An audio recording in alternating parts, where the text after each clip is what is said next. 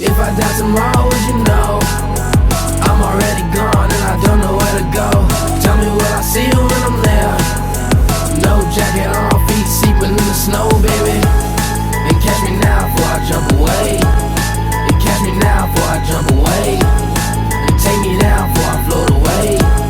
And take me now before I float away. I spent all my money. I didn't want to make this video until I was finally making changes to the car, power-wise, performance-wise, and finally doing so.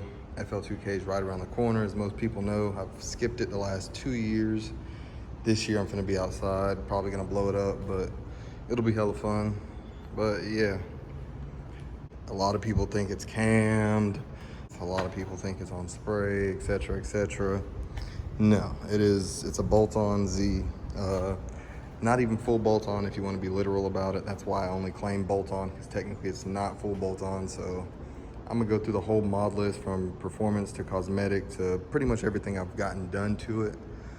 I've had the car for a total of 5 years and 2 months, 5 years and 3 months, something like that. Honestly, I forget the full time frame. It's been a fucking journey. This chrome looks so good in the low light. Fucking love it. Black on black chrome, goes stupid. But yeah, so I'm gonna make this like a build list slash budget slash pretty much what all I spent. So I'm gonna call this what it takes to build an FBO VQ37 at that. Even though this one isn't full bolt on, I have the one part I'm missing at home. It is gonna be getting put on for FL2K, but yes, not gonna beat around the bush. Jumping into it performance wise. So the only thing this car is missing to be full bolt on is headers. I have the OEM stock shorties on here. Aside from that, I'll start with what you can see. I got the intakes, which are RZG 3-inch intakes. I'm pretty sure those were $630 shipped. I do have the upper and lower manifold. They are both ported by Miami Z Performance. I forget the guy's name, to be honest, but he had the world's fastest all-motor VQ for a while. I don't know if he's still the crown holder, but shit's stupid. He did a great job on my ported manifolds. Loved them, no issues. With the ported manifolds, those were 600, I believe, 500, 600, I'll double check. So yeah, ported manifolds, 600, 3-inch intakes, like 630 shipped. I almost forgot. So I do have an OEM fuel pump. I did have to buy a new one because when I got tuned, actually before I even got tuned, the first time I put the car on a dyno, it had a bad fuel pump and I didn't know it. I diagged it at the dyno. So I'm on my second fuel pump, which was, I want to say $280. It's an OEM housing, OEM fuel pump. However, I do have GTR OEM injectors. That's how I run E85. So I believe the injectors ran me $250. I bought them used. If you buy them new, they will be more than that, but yeah. Coming to the rear, you will see I have an ISR Performance single exit. The single exit was $400, Y pipe was $300, and then the test pipes, I believe, were also $300 when I purchased. Those 3 bolt-ons I bought together, and that was the first performance thing I ever done to this car. That was like my first mod ever, was the ISR exhaust from the test pipes back. And honestly, no tune, no nothing. I put the exhaust on and this thing dynoed at 310, which was lovely. And I ran it exhaust only for a long time. A lot of people thought I was lying about that, but if I ever ran you and I claimed exhaust only, I was. Stop being a bitch about it. That really sums it up. Ported manifolds, intake, E85, injectors, full exhaust. Only thing I'm missing is the headers. And I mean, that sums it up. I do have the headers at home, but I've been on the stock ones this whole time. I believe that's it. I'll come take one more look just to make sure I'm not forgetting anything. That's it as far as horsepower wise. Now to all the people that have ever built an all-motor car or even a boosted car, if you want to be fast, you can't just do the performance mods. You got to do some support. I've had a total of 4 clutches in this car since I've had it. I had the OEM, I had a UPT 6-puck, then I went to the UPT Ironman. If you watch my videos frequently, you'll know that I blew the Ironman clutch from UPT while racing a Scat Pack. I'll throw the video in here.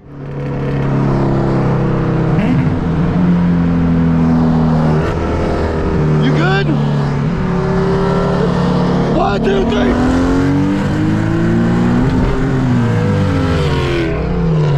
She blew up.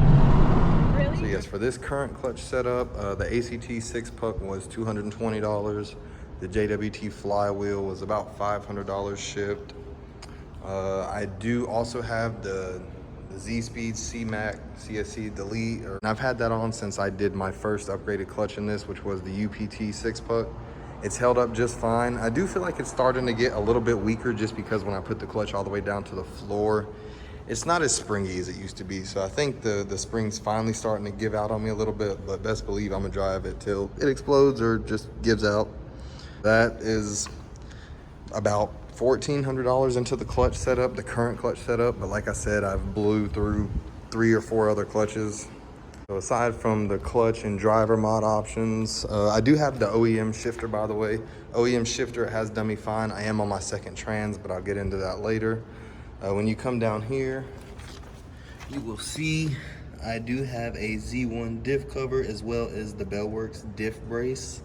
So the brace, the little gray part over there, it didn't actually fit around the cover. I had to cut it to get it to fit.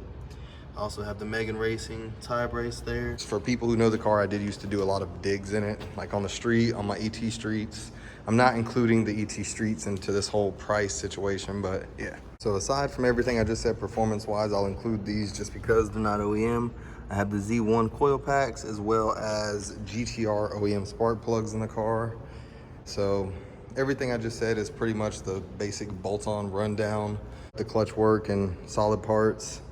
You're a little over $6 grand. That's about $6,200, $6,300 in performance and whatnot, but that doesn't include the previous 3 clutch setups I had, which I don't know. I've had 3 other clutches along with 1 other flywheel, which I used twice, so I paid to get it resurfaced once. And then you got to think of all the maintenance. I've done the gallery gaskets, the water pump. I've had 3 alternators in the car, 2 power steering pumps in the car. It's only been on E85 for the last 3 years or so, so I've had probably 5 sets of spark plugs, just ballpark, 5 sets of GTR spark plugs. This is my second set of OEM throttle bodies because I broke the first ones cleaning them, which wasn't fun. So once you sit here and include everything, I am well over 10 grand into this. Well over 10 grand. I've had multiple sets of Indy 500s for the rear, which are bred. I've also had Continentals, I've ran Dunlops, I've ran a lot of Michelins, I've ran a bunch of tires on the rear. I mix match my tires just for grip purposes. And then, yeah, long story short, maintenance, tires, fluids, I'm way deeper than 10 grand into this car, as much as I hate to admit it. It's a bolt-on VQ. It's been on E85 for the longest, and I drive the absolute piss out of it. Like, I can't be upset. I don't think there's anyone, at least out of my friend group, out of the locals, who have kept a car this long, raced it this much, put this many miles on it, daily drove it for as long as I did, and it's still popping. It's a 10-foot car. Looks good from a distance. But once you get up close, I'll get at myself right now. Look at all these paint chips. And I'm just happy it's running. Original motor, original trans, I believe would have still been alive today if I would have never bought a second one, but I'm not complaining. I'm not gonna go into the details about what I'm doing to the car. Just know it will be full bolt-on for FL2K. I know a lot of people probably want to see this thing boosted, built motor, all that fun stuff, but I ain't got pockets like that. I appreciate everyone who has supported this car over the years, everyone who showed it love, everyone I've raced, everyone who thought I was on spray and all this and that when they took an L. Nah, all jokes aside, it's been chill. I know the car is slow till this day. It is what it is. It's a bolt-on Z. Get over yourselves. I look forward to beating on it some more and just seeing what happens. So yeah, I will be outside soon, but this should be the last look of the car until I make changes. I really wanted to finally put this video together for the people that I ran over the years that always thought I was capping. Like, no cap, it's a bolt-on Tune Z. So before I forget, I guess I should show that. When I am max effort, obviously power to weight is a thing. I have nothing in the trunk. Trunk's empty. I got SPL sticker, top label sticker. That's literally it. Aside from that, the rest of the car is full interior. It's still a bolt-on Tune Z, so yeah. But like I said, I appreciate everyone who supported it. We're gonna be outside in less than a month. We got about 2 weeks till FL2K. I'm scheduled to get this thing retuned as of next week, so we're gonna see what happens. Stay tuned. just for the people to stay till the end of my videos, here you go. My headlight, pink eye, ugly as fuck. My hood, speckled, clapped. I got a dent over there, clapped. That was from a rock, semi hit me. Wheels, curved over here. Dent and scratches, it's hard to see, but it's there. This wheel, curved, I didn't do it, I got it like that. My paint, faded, hold up. Door handle, don't work. Man, this shit's so clapped. Yeah.